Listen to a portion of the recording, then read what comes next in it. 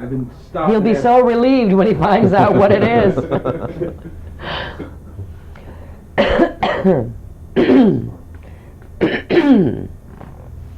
Did you finish your soda? I'm sorry. Did you finish your soda? Yes, I did. Oh, some more. If you're going in there, I'll. You may have a cigarette if I may. You got it. Wait a second, get your drink. Okay. No.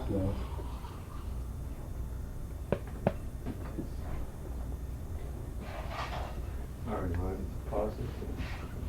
It's great old posters.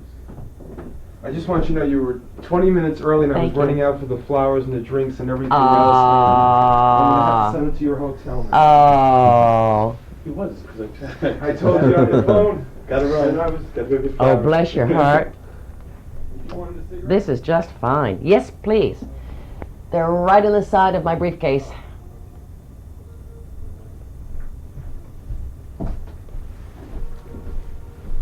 Thank you.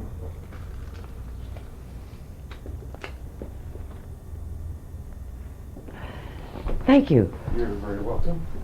Do you know that the book that was sent over to WNEW did not have a jacket on it? The one yesterday, I sent one this morning that did have a jacket. You didn't have it. I just happened to have one in my briefcase, The which other I one gave that was him. in my office didn't have it, because I used it, the book for the... That? Suddenly there's smoke coming out. Action. You've done 3 films now with John Sturges, Mhm. the director, Bad Day at Black Rock, The Scarlet Coat, a Revolutionary War drama, and the science fiction film The Satan Bug. Mm-hmm.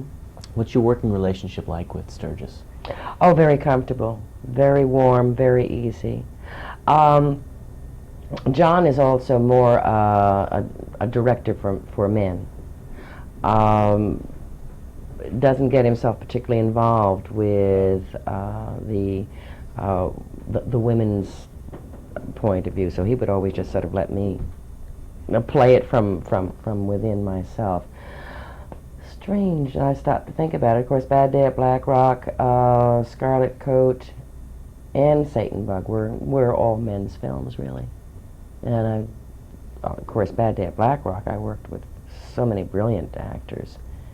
And I was the only gal in the show, which was really kind of a lot of fun. You know, Bob Ryan and Spencer Tracy and Walter Brennan and Lee Marvin and Ernie Borgnine. You know, just a great group of actors, just wonderful actors.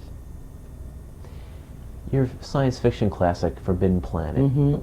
Did you ever think when you were making it that it would live on as such a cult classic? No, I don't think so. I see, through most of that film, we did much, as the actors are speaking about, with Tron. We were reacting to things that weren't there that were later put into the film, and Disney did many of the special effects in that film. That film, of course, is a science fiction cult film. I just was awarded the Golden Scroll of Merit for my book, which is just out, from the National Academy of Science Fiction. And I picked up my award at USC a couple of weeks ago. And at that time, they showed a clip from A Forbidden Planet and extolled the film highly. It is fascinating how it was the forerunner of so many things. I was talking to some friends last evening about this. The first hologram was shown in Forbidden Planet before holograms had been developed. The idea of that Krell mind, which existed in a 20-mile square in the Earth of this particular planet, Altera, where something mysterious was going on, and there was a livingness going on, and to realize that mind was creating this invisible monster, which of course finally destroyed its creator, Dr. Morbius, was way beyond what people were accepting in those days. Whereas today, I think many people are aware that what we entertain in our mind, becomes our own beast, which eventually comes back and attacks us. The artwork in the film, the sculpting that Joshua Meador did, the beaming down. There were so many things in that film. No, I wasn't nearly aware then that it would stand for so many years and still be considered one of the finest science fiction films ever done. Was science fiction in those days considered somewhat offbeat? Wasn't as popular a genre as it has grown to be in the last few years with the Star Wars Probably. films? Probably. The last few years, definitely it has come into its own. Well, of course, there was the year 2001. There were a few things that had been done, but not to the extent that we've gone into it now. I mean, now they're really vying for bigger and better productions. You didn't have any problems of temperament with your co-star Robbie the Robot, did you? No, except we did have a problem one day. You see, Robbie was inhabited by a short gentleman. And one day, this young man, who was jockey size, had a few martinis at lunch, and for the first shot in the afternoon, Robbie was to come off of this. It was sort of a jeep-like thing that he fit into, and he would walk down this ramp, and he was to walk down this ramp in this first shot, and you never saw 15 grips move as quickly as those 15 grips ran to grab that drunken robot before he fell flat on his face at the bottom of the ramp. It was pretty scary, because that was $1 million property walking down there drunk. The young jockey was replaced by someone else in the next scene. Science fiction fans also hold you dearly in their hearts for an episode of The Twilight Zone in which you played the mannequin. Oh, that was such fun. That was such fun. What was the schedule like on that episode? We had time to rehearse. For Twilight Zone, they had a number of days rehearsal before you went in and shot. They don't do that anymore. They're only on shows where you have, 3-camera live. That's a different kind of a setup. Then, of course, there is rehearsal all week, and then you do a run, what you call a dress rehearsal with the audience, and then your final show with the audience, and they take the best of each for their segments. But Twilight Zone was one of the few. Hitchcock was another one that would rehearse before shooting. So you'd have usually about 3 or 4 days rehearsal before you went in to shoot. And I still think that it's a far superior way to work, because you have fully explored everything. You know where you're coming from, where you're going to, and it's a great luxury. But I think in the long run it would probably save a lot of money in production if they went back to that. Now, you, of course, having been on live TV, Mm-hmm. and then also on shows like Twilight Zone, Mm-hmm. starring in your own program, Honey West, Mhm. and more recently in Dallas, Well, Dallas, Dallas. yes, Dallas, and Chips recently. Seeing, how would you contrast some of those shows from the live to the Twilight Zone to Honey West, and then up to the more recent? Well, it may be just nostalgia, but I did love live TV, because the challenge was really supreme. That little red light would go on that camera, and that was it. I mean, you had to play it through no matter what happened. You could be in a scene where you're supposedly on the 19th floor, and a stagehand walks past the window, you know, and there's a skyscraper behind him. There were all kinds of wild and woolly things that happened. But the challenge was there, and I think the audience was there enjoying it so much because they knew right at this moment that they were feeling exactly what you were feeling in a scene. They were living it with you, and they knew that there was no time gap between when it was played and what they were seeing at that moment. And they accepted these crazy things that might happen. And they enjoyed the aliveness of it, the liveness of it. And I just don't think that often that excitement is met on tape. Though I understand the necessities for it, the excitement is not there. Because you know when you're watching a show, well, if they had one bad take or something. Many times a scene that was playing magnificently will be stopped because a hunk of an actor's hair is in his eye. So what if a hunk of an actor's hair is in his eye and this scene is playing?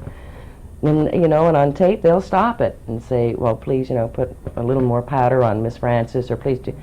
These things that get in the way can destroy a certain energy that is working so magnificently that can't always be recaptured immediately. And with production not having time, they aren't going to wait for it to be recaptured again. So live, by George, you got out there and you did it, and fall on your face or whatever, it was there. You recently published your autobiography, Voices from Home. Mm-hmm. Could you tell us a little bit about that? Well, it started about 5 years ago, and there have been bits and pieces of poetry that have come through my life at different periods of meditation. The reason for the book is that I'm hoping to touch other people, to communicate with other people, to try to encourage other people into the understanding and the belief that there is far more to each one of us than meets the physical eye. That there is much within us that can inspire us, can guide us, can help us. We don't have to give our authority to another human being.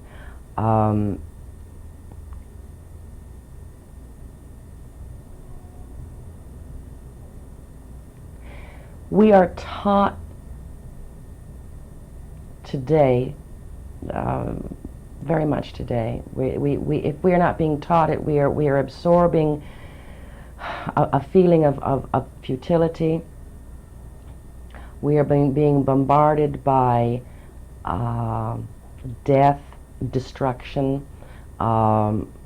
Unfortunately, much of the media in this pendulum swing that goes on is involved with films that are bloodbaths, violence, anger, frustration. And you know, a newsman a long time ago told me that news, in order to be news, has to be extraordinary. And the unfortunate part is that when we are reading all of this news in a newspaper, we are beginning to think it's the ordinary, and it isn't. It isn't. Now, I've been walking up and down, this sounds terrible, up and down New York's streets, but I have never had a problem.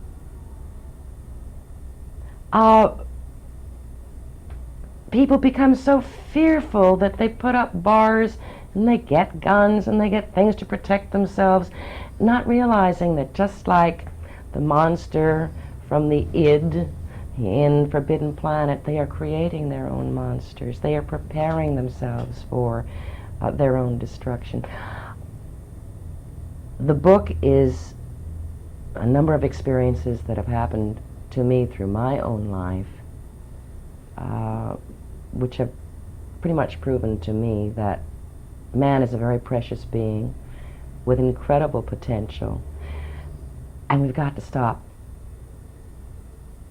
concentrating on death and destruction and start recognizing, along with E.T., love and life. And that's the message of the book. There is biography in it, but it's not a Hollywood biography.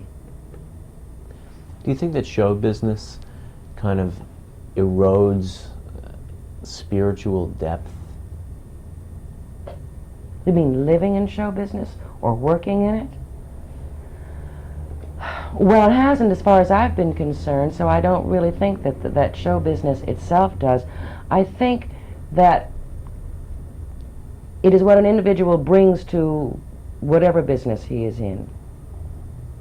I'm sure that the oil business, the automobile business, newspaper business, you name it, has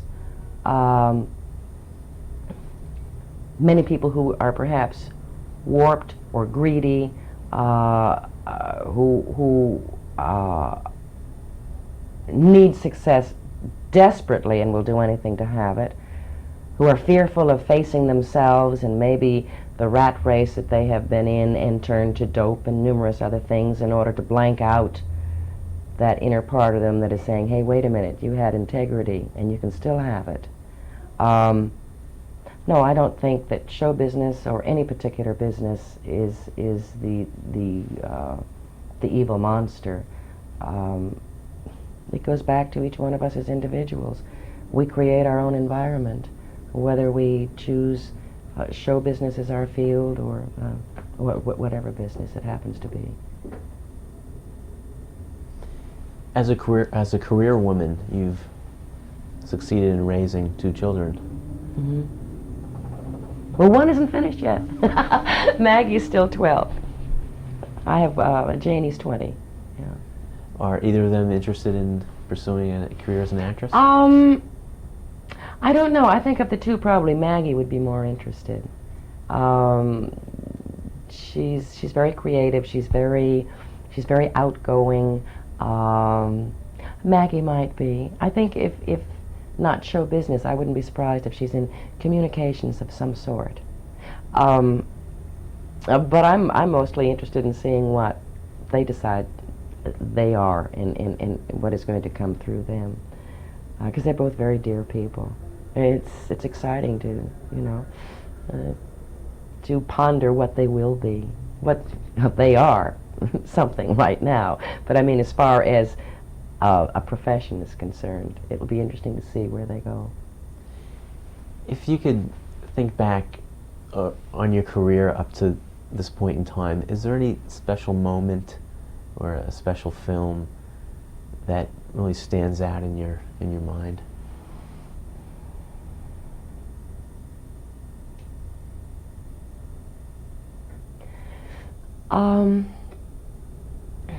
Each one of them has had its own challenges. Each has had its own complexion. Each has been its own experience. I would say, as far as the greatest challenge as an actress in film, it would be Girl of the Night, which at the time was considered a very, very dangerous subject, because it was about a prostitute going through analysis. Of course, it was not one licentious scene in the film. It was an in-depth study of the psyche of this young woman. I was going through analysis myself at the time, and so it was like I was playing myself, being myself in a way, doing the analysis in front of the camera. It was quite a grueling experience, and I felt good about the performance. I felt it was true. It was there. As far as any one particular film, no, because I've had so many marvelous experiences with each one. So many beautiful people I've met and worked with. So much sharing. You see, to be an actor or an actress, you really have to become a good psychologist. And so you learn much about yourself and about each other as you are acting. You learn to really love life, and that invisible essence that is there that performs itself through you when you let it do it. It's very exciting. Congrat. Let me just change the tape. Before we do the Okay. closing, can we just go over the book one more time? Sure. 'Cause I don't know if we got the point across what the book's about, because I don't know what the book's about. It's something more than just your career in films. There's another area you're tackling. Yes, yeah. So I don't know, can we just go over that one more Sure. time?